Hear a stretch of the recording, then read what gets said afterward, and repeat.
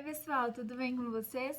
Na aula de hoje a gente vai continuar falando das redes de esgoto, a gente vai falar mais especificamente sobre o traçado, né? E alguns tipos de concepção, o que a gente tem que levar em consideração.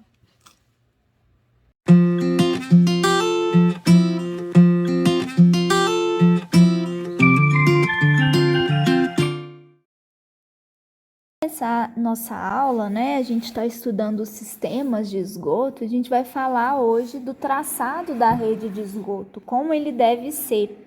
Esse traçado, ele deve estar estreitamente relacionado com a topografia da localidade que ele vai ser, que a rede de esgoto está pensando em ser instalada, né? Então, a gente vai ter 3 tipos básicos de traçado da rede de esgoto.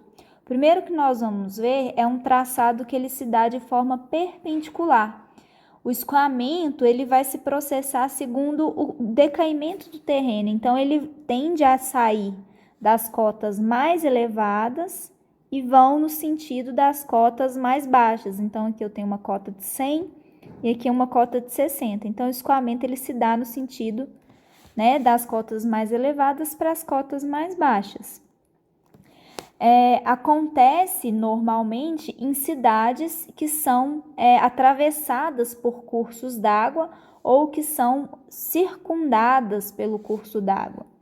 Nesse caso, a rede de esgoto ela vai ser composta por vários coletores tronco que se cruzam, né? Eles são independentes e vão se cruzando, formando um traçado mais ou menos perpendicular. E eles vão interceptar os interceptores, né? Essa entrega da água do esgoto pelos coletores até o interceptor, ela é feita mais ou menos aproximadamente perpendicularmente, né? Então, esse interceptor ele vai escoar, né? Vai andar basicamente junto com o rio, né? Marginalmente ao rio, e vai coletar esses efluentes, dando o seu destino adequado. Bom, então, essa conformação topográfica, né, vai provocar aí a existência de coletores troncos que são perpendiculares ao interceptador, justamente por a gente ter uma construção, né, das cotas maiores para as cotas menores. A gente também pode ter um tipo de traçado que vai chamar de leque. O traçado é próprio de terrenos que são acidentados, que tem diversos topografias diferentes, né? Então, às vezes eu subo, depois desce, depois sobe, depois desce, né?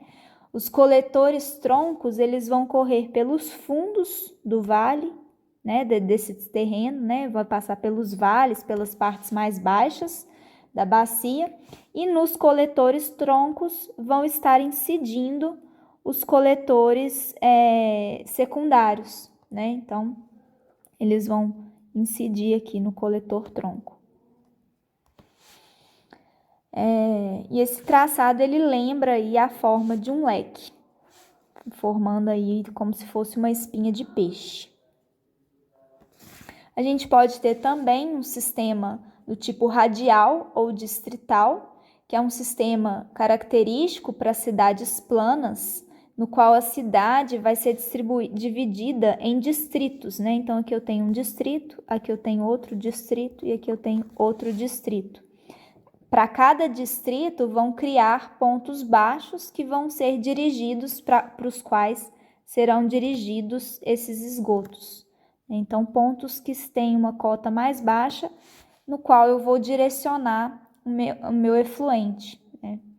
Esse esgoto ele vai ser recalcado desse ponto baixo para o ponto, né, em que vai ter o destino final. Então, do ponto mais baixo de cada distrito, a água é recalcada, ou se der para ir por gravidade, vai por gravidade.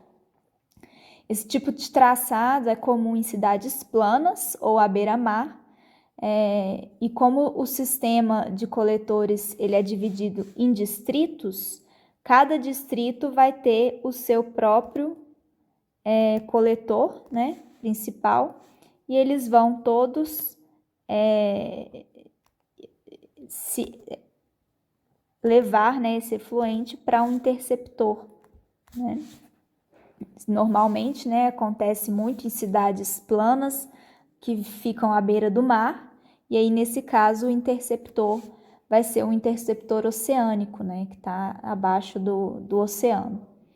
Então é típico aí de cidades que desenvolvem ao longo das praias. Bom, as redes, é interessante que a gente oriente os fluxos dos esgotos, né? Então o projetista ele tem que ter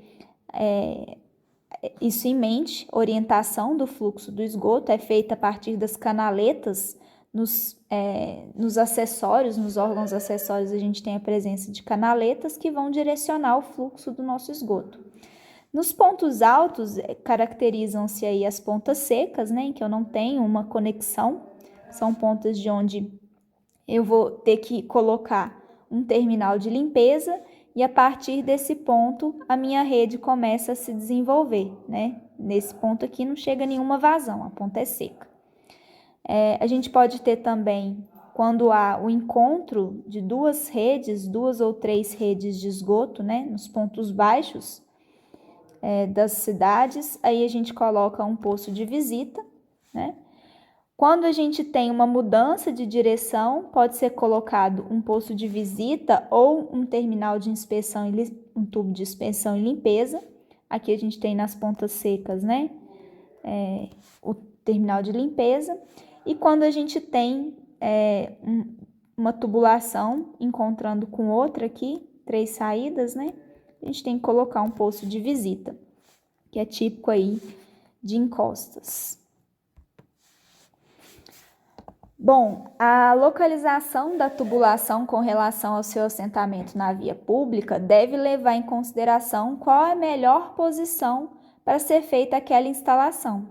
Então, para escolher isso, deve-se conhecer previamente quais são as interferências, se há passagem de algum outro tipo de tubulação naquela via, a altura dessas tubulações que estão presentes, presença de passagem da tubulação em áreas privadas, tudo isso deve ser conhecido.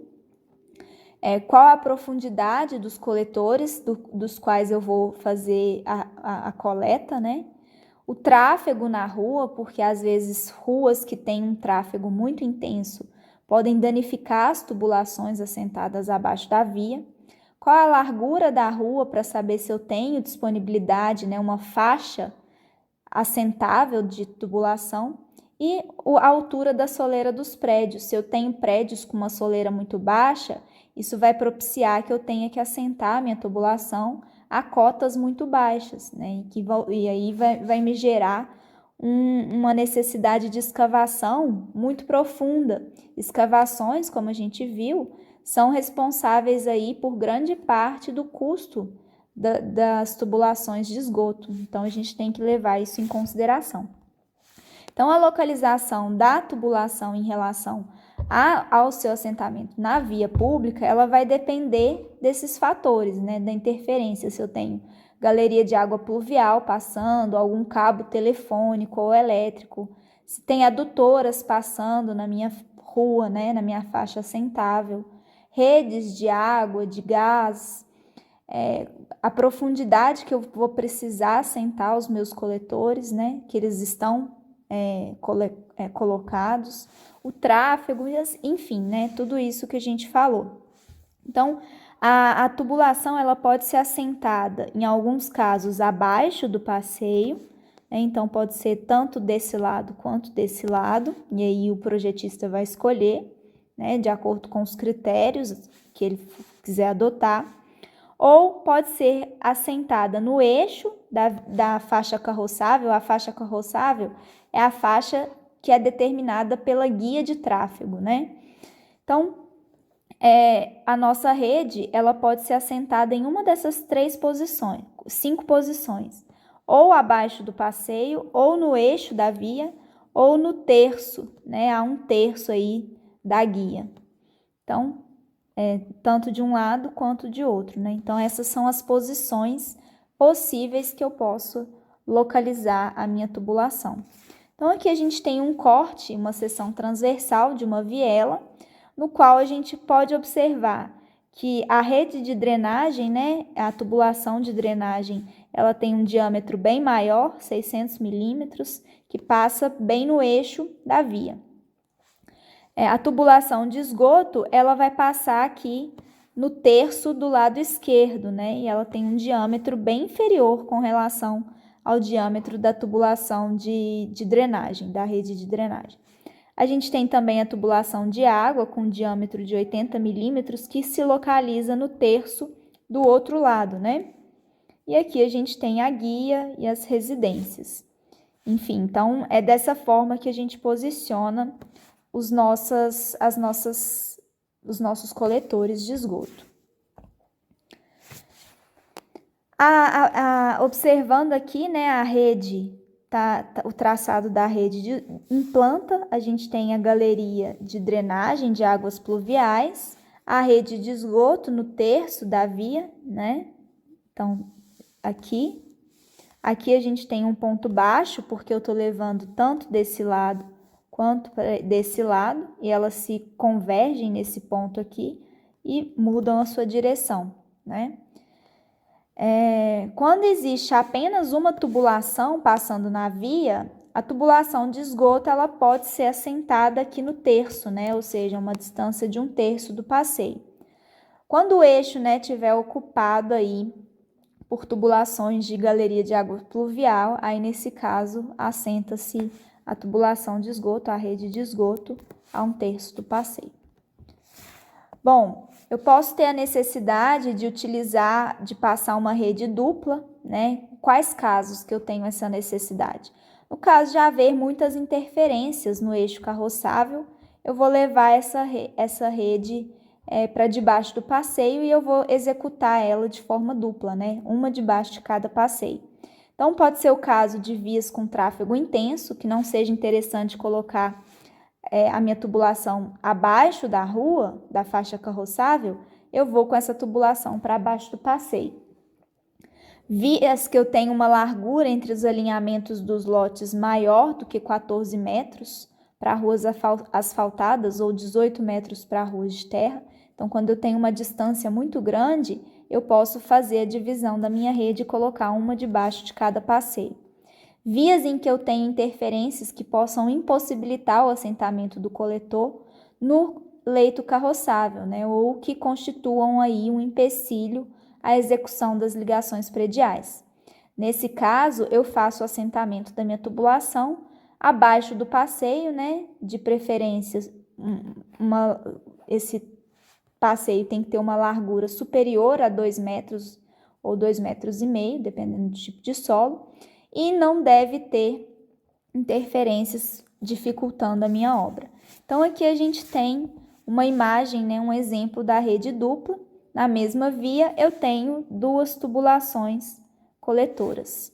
É interessante projetar a rede dupla quando os coletores precisarem de um diâmetro muito grande, né? Ou seja, superior a 400 milímetros, aí eu faço a previsão de uma rede dupla, né? Que aí eu não posso receber a ligação diretamente predial, né? Então, nesse caso, é interessante fazer redes duplas, porque eu diminuo o diâmetro da minha tubulação e faço a minha ligação de forma direta. Então, aqui a gente tem também, né, os terminais de inspeção e limpeza, em cada ponto aqui, né, ponto baixo. Rede simples, né, vai ser utilizada caso não apresente nenhuma das observações que eu falei anteriormente. Nesse caso, os coletores vão ser lançados no eixo carroçável ou no terço do leito carroçável. Caso em um dos lados da rua exista uma soleira negativa, o coletor vai ter que ser lançado no terço correspondente. O que é uma soleira negativa, né? É quando eu tenho uma soleira abaixo aqui do meu eixo da via, né? Nesse caso, observem, ela está abaixo. E aí, se eu for assentar a minha tubulação no terço da via da soleira positiva, eu vou ficar com uma tubulação muito mais baixa do que se eu assentar ela na soleira, que eu tenho uma soleira negativa, no terço da soleira negativa. Então, é interessante que eu faça o assentamento no terço da soleira negativa para evitar ir aí para profundidades muito grandes. Outros fatores que interferem na minha rede, né, no traçado da minha rede, são as profundidades. A profundidade máxima dos coletores, quando eles estiverem assentados no passeio, deve ficar entre 2 a 2,5 metros, dependendo do tipo de solo. Normalmente, as profundidades máximas da rede de esgoto não devem ultrapassar 4 metros. Para coletores que vão precisar ficar situados a mais de 4 metros de profundidade, deve-se prever aí coletores auxiliares mais rasos para receber as ligações prediais. Para o coletor assentado no leito da via de tráfego, o recobrimento da tubulação não deve ser menor do que 90 centímetros. E no caso de assentamento do coletor no passeio, eu tenho que garantir um cobrimento mínimo de 65 centímetros. Bom, dentre as principais interferências que a gente pode considerar, né, são as canalizações de drenagem urbana, que representam aí grande interferência para o traçado da minha rede de esgoto, os cursos d'água que eventualmente podem atravessar a área urbana e as grandes tubulações de água potável. Nesse caso, né, eu preciso sobrepor esses obstáculos ou procurar um local mais adequado. Também, além disso, o trânsito pode ser considerado uma interferência importante. Como eu falei para vocês, tráfegos intensos podem danificar as canalizações. Então, a gente tem que fazer a concepção do traçado da nossa rede de maneira a causar o mínimo de problemas, né, relacionados a esse aspecto. Bom, outros fatores aí, a concepção ela tem que considerar o aproveitamento das tubulações que estão previamente existentes. Então, pegar o plano diretor da cidade, fazer uma análise de modo a perceber quais são as canalizações pré-existentes que eu posso aproveitar para a minha rede, né? Além disso, né, no plano diretor, ele tem que ter uma consideração, né, que essa rede ela deve ser capaz de receber um mínimo de modificações. Então, eu tenho que prever manutenções e modificações e ampliações quando eu estiver projetando uma rede de esgoto. Não devo assentar tubulações em locais que não sejam públicos, né? Evitar passagem de tubulações em vias privadas, né? Pode acontecer, mas evitar, né? Então, procurar não passar essas tubulações. Uma vez definido o traçado da rede e o ponto de lançamento, a gente vai começar a pensar nos interceptores, que são aquelas canalizações que vão receber os efluentes dos coletores. O interceptor, ele vai coletar toda a água e levar essa água, destinar ela para o corpo receptor. Os interceptores são caracterizados por canalizações de grande porte e devido à sua pouca maleabilidade, né, porque eu não posso ficar definindo o ponto que meu interceptor ele vai ficar.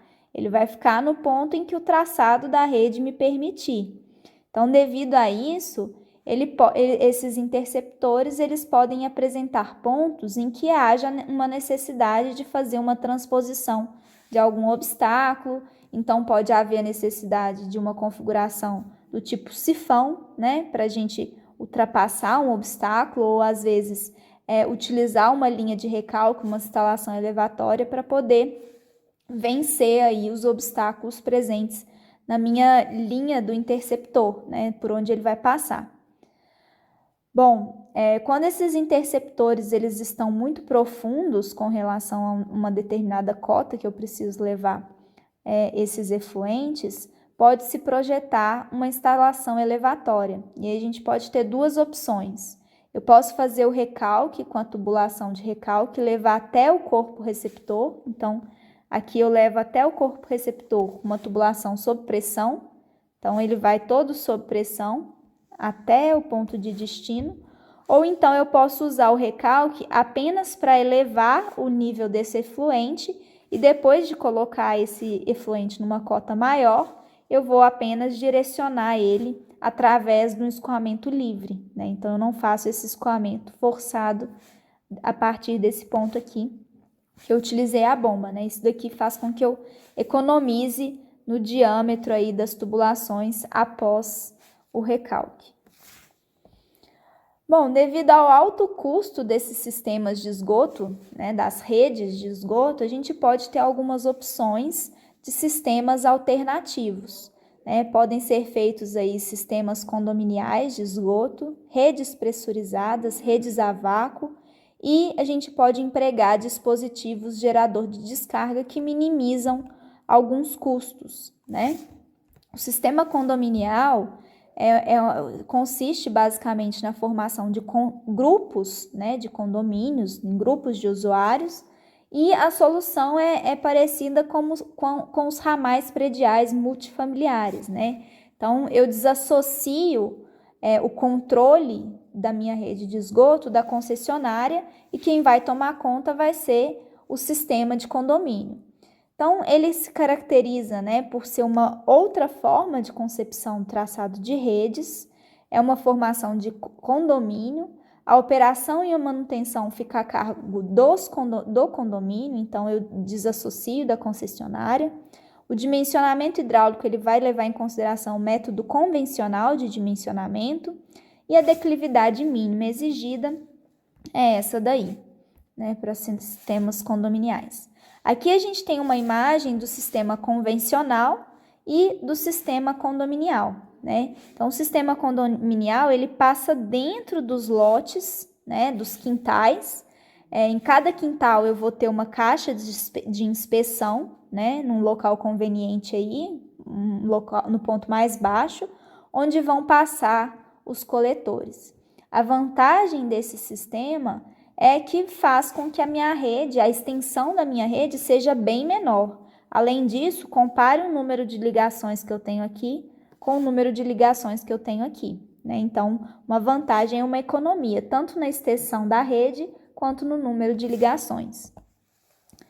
Bom, algumas características desse sistema: o diâmetro da ligação no ramal deve ser de 100 milímetros, com uma declividade mínima de 1%. O diâmetro mínimo é de 100 milímetros, com declividade mínima de 0,006 metros por metro. Deve ser feita a utilização de caixas de inspeção no interior das quadras, com um recobrimento mínimo de 0,3 metros. Então, em cada quintal eu tenho que ter uma caixa de inspeção, né? Então, é importante ter a participação da pessoa, né, do dono do lote, que ele tem que ter conhecimento que ali embaixo do terreno dele está passando uma rede de esgoto, né? As vantagens são a menor extensão das ligações prediais e dos coletores públicos, tem um baixo custo de construção dos coletores, cerca de 57% mais econômico, um custo menor para a operação e a maior participação dos usuários, né? O usuário ele tem que ter conhecimento que o sistema fica ali abaixo do quintal dele. A desvantagem é o uso indevido, né? Ligações clandestinas, lançamento de águas pluviais e de resíduos sólidos na rede de esgoto vão comprometer o funcionamento da rede. A concessionária ela não vai estar tão atenta à rede de esgoto, então eu tenho uma menor atenção na operação e na manutenção desses coletores. Os coletores assentados em lotes particulares podem haver dificuldade na inspeção, na operação e na manutenção. O êxito desse sistema depende principalmente da atitude dos usuários, sendo imprescindível ter uma boa comunicação e deve ser treinados, né, os usuários que estão ali. As redes pressurizadas não são empregadas no Brasil, são indicadas quando a topografia da rede do traçado é desfavorável, né? Eu posso ter, por exemplo, um lençol freático muito aflorante ou uma estrutura rochosa no subsolo. E aí é necessário a construção de instalações elevatórias, né, e linhas de recalque, que aí eu faço a transferência, né, o transporte desse esgoto em redes pressurizadas, numa tubulação sob pressão.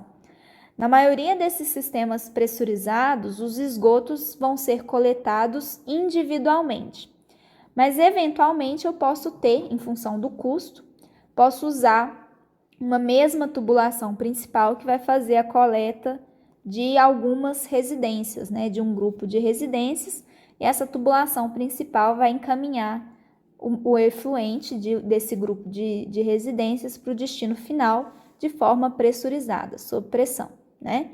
Então, a gente tem uma bomba que vai fazer, ela vai recalcar esse efluente e vai fazer, ele vai triturar esse esgoto, né, também. Então, é uma bomba especial, não é qualquer bomba, não. Pode ter as redes a vácuo também, um outro sistema especial, né, não são empregados no Brasil. A bomba, ela provoca um vácuo na minha rede, né, na tubulação, e, consequentemente, o esgoto é transportado. O dispositivo gerador de descarga é um dispositivo utilizado, muito empregado em regiões que eu tenho uma topografia plana, em que não é possível desenvolver a declividade indicada por norma. Nesse caso, o dispositivo permite a redução da declividade necessária de assentamento da minha tubulação. Então, é um dispositivo que faz com que a descarga, né, gere o mesmo efeito de eu ter uma declividade indicada por norma, mesmo eu assentando a minha tubulação com uma declividade inferior à recomendada. Então, aqui a gente tem uma foto, né, desses dispositivos. Pessoal, é isso então. Depois deem uma olhada nessa referência, né, o livro do professor Tsuchiya com o Pedro Além Sobrinho, sobre coleta e transporte de esgoto. Qualquer dúvida vocês podem me procurar. Muito obrigada e até a próxima aula.